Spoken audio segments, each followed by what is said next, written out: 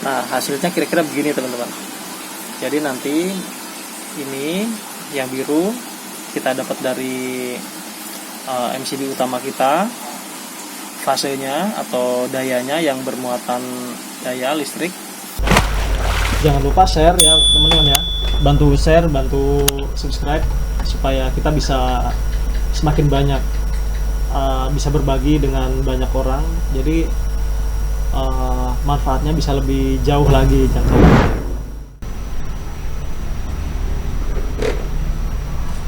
Oke teman-teman, hari ini saya mau sharing tentang KWH meter, meteran listrik. Nah, jadi ceritanya begini. Dulu kita itu di sini pada saat ngontrak itu listrik dan airnya itu sendiri. Jadi PDAM dan listriknya itu dipakai buat sendiri gitu. Nah, tapi setelah ada yang pengontrak baru dan kebetulan listrik dan airnya memang baru hanya ada satu sumbernya gitu. Nah, jadinya mereka meminta ikut ke kita gitu, air dan listriknya. Nah, kesepakatan awalnya adalah listriknya biasanya kita berapa, kemudian sisanya sana, dan airnya pun sama. Jadi bulanannya biasanya sini rata-rata berapa, kemudian sisanya sana gitu. Nah, tapi selang kesini itu sering terjadi pemikiran timpang gitu istilahnya. Kita listrik habis misalkan per bulan biasanya 200-an lah kalau misalnya sedang sering keluar gitu. Jadi kalau pas lagi banyak servis kunjungan, jadi kan kita juga berkurang pemakaian listriknya kan di bengkel gitu. Nah, kalau lagi rame gitu memang bisa 300, bisa 400 dalam satu bulan itu, karena memang pemakaian listriknya cukup banyak. Nah, dan untuk menghitung pemakaian mereka itu cukup sulit ditentukan kalau hanya mengira-gira gitu kan. Sedangkan kita di sini juga sering berubah-ubah pemakaian listriknya. Beda hal dengan PDAM. Nah, jadi kalau air itu nggak make itu dulu rata-rata 40 ribuan, 42, 40, ya 40-an lah. Nah, sejak ada mereka, jadi naiknya itu memang hampir 2 kali lipat. Jadi kadang 80.000 sekian atau 90, 100.000 juga nyentuh juga. Nah, jadi nggak enaknya kita di sini, kita mau menagihkan lebih juga nggak enak.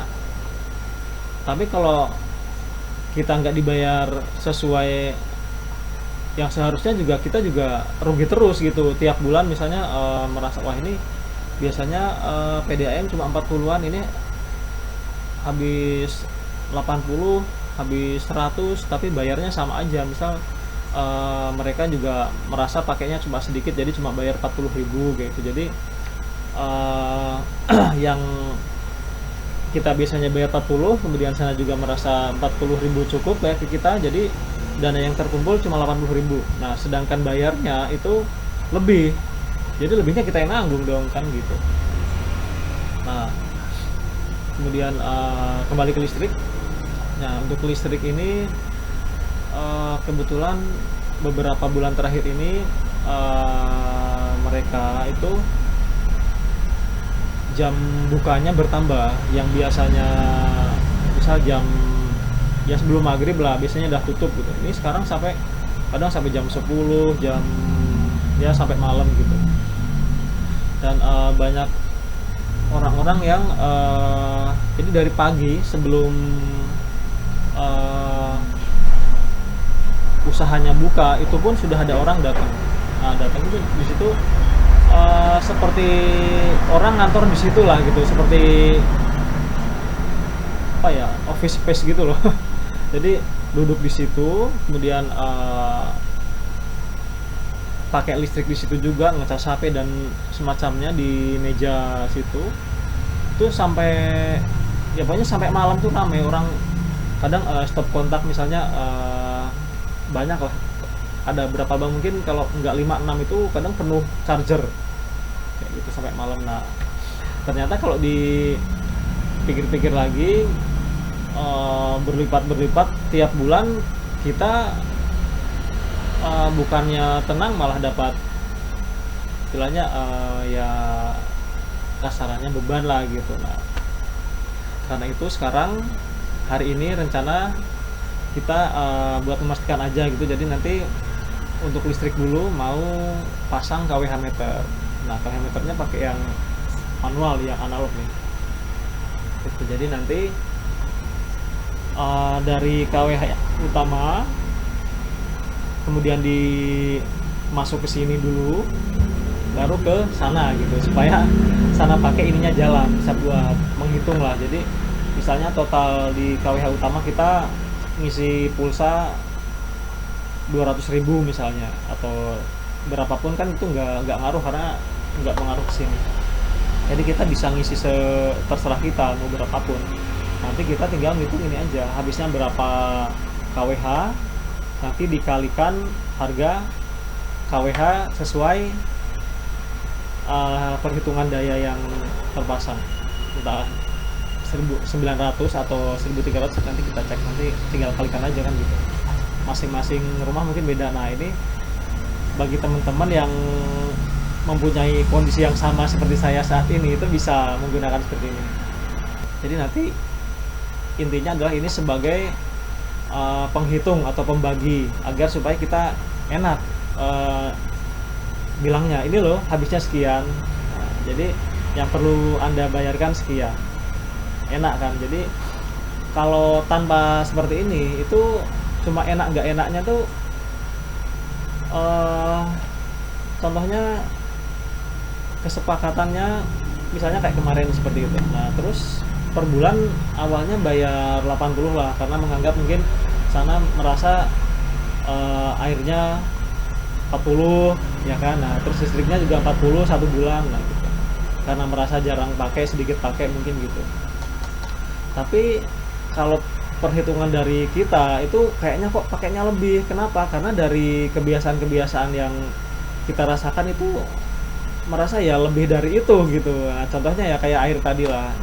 Biasanya kita paling habisnya 40-an, 40, 42, 40 sekian gitu. Nggak pernah nyentuh yang namanya lebih dari angka 5 gitu. Nah dan setelah mereka datang ya angkanya 80, 70 kayak gitu. Nah dan sempat juga sampai angkanya bisa 150 beberapa bulan. Nah gitu. Di sini kita merasa waduh, kita harusnya bayar 40 sekian tapi kok bayarnya 150, kan 3 kali lipat lebih kan gitu. Sayang sekali gitu loh. Maksudnya kita merasa nggak pakai tapi harus keluar segitu. Dan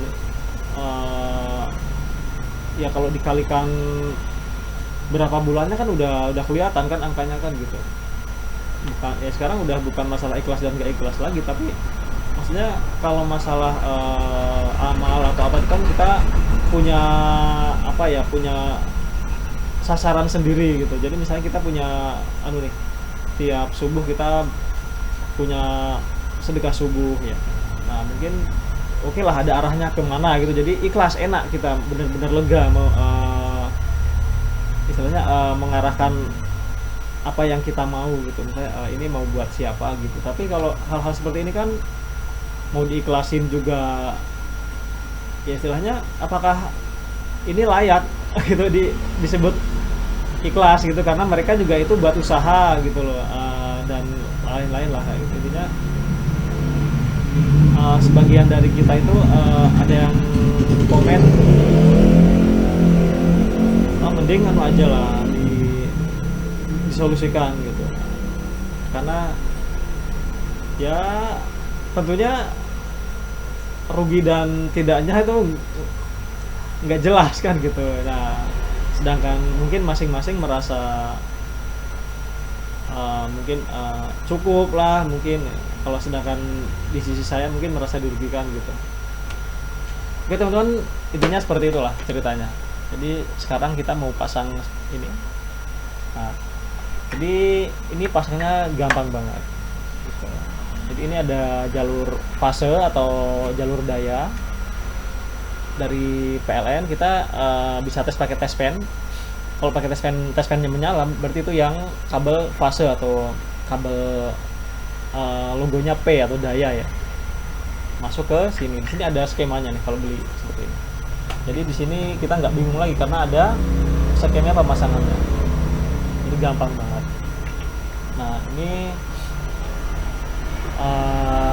hal apa ya? Perlu nggak perlu? Perlu menurut saya. Oke, mari kita pasang. Ya, ini bahannya cuma ini sama kabel aja sih udah. Kalau syukur-syukur ditambah MCB sendiri itu biar kalau sana ada terjadi konsleting itu nanti bisa MCB-nya yang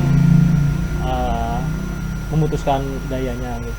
Kalau bisa MCB-nya disesuaikan dengan kebutuhan mereka. Jadi misalkan MCB utama kita kalau pakai 900 kan 4 ampere ya. Nah, jadi mungkin kesana cukup 2 ampere aja misalnya. Jadi kalau misalnya terjadi anjlok atau pemutusan arus pada MCB ini di tempat kita nggak ikut anjlok gitu. Kalau misalnya pakainya sama-sama 4 ampere, artinya kan MCB utama di meteran yang punya kita dengan MCB yang mereka sama, itu nanti jelek semua, percuma. Jadi tidak ada manfaatnya gitu. Jadi untuk pembagi daya nanti ini pakai ampere yang lebih kecil dan disesuaikan dengan kebutuhan mereka. Soalnya pakai yang 2 ampere aja itu sudah setara dengan 450 VA atau 450 watt nanti untuk mereka gitu. Kira-kira begitu ya. Ayo kita pasang aja. Oke teman-teman, kita lanjutkan pemasangan kabel. Kita buka ininya, penutup meterannya. Oke, nah sini ada skemanya nih. Yang R ini fase, yang MP ini ground atau negatif. Jadi ini yang ini masuk, ini kemudian keluar. Tuh, ini ke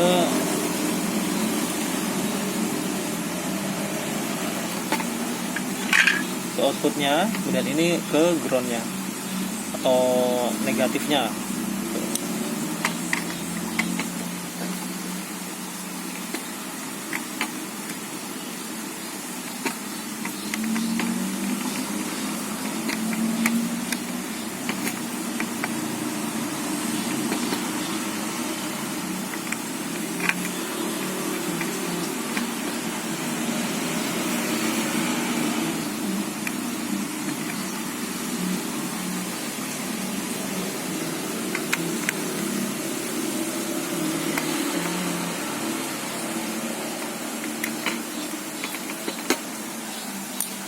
Kita disini sudah siapkan kabel.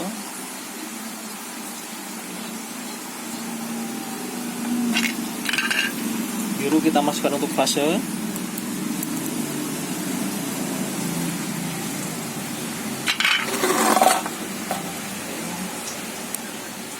Nah, hasilnya kira-kira begini teman-teman.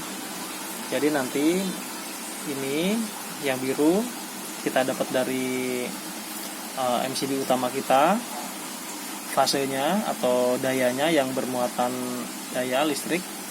Kemudian yang ini negatif atau ground itu. Nah cuman ini yang kabel kuning ini sebagai ground bumi ini tidak perlu kita pakai karena kita tidak akan menanam perbumian di lokasi mereka gitu. Jadi ini tidak perlu dipasang, nggak apa-apa karena sudah diwakilkan dengan ground ini, sifatnya sama. Atau ini kalau mau dipasang dibarengkan ke sini pun boleh.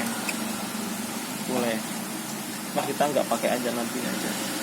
Nah kemudian selanjutnya tinggal kita pasang yang sebelah sini adalah daya untuk ke tempat mereka, dan ini juga groundnya ke tempat mereka. Jadi dua kabel ini nanti dipakai untuk mereka, antara fase dan groundnya dari sini outputnya. Jadi nanti meteran akan berjalan setiap kali ada daya yang keluar dari sini. Oke, sebetulnya gitu ya teman-teman ya. Pemasangan seperti ini cocok banget buat kos-kosan, buat kontrakan atau ruko atau toko los yang meteran listriknya masih satu. Jadi nanti bisa kita bagi-bagi aja menggunakan alat hitung sendiri seperti ini. Oke, sementara sekian dulu. Terima kasih. Wassalamualaikum warahmatullahi wabarakatuh.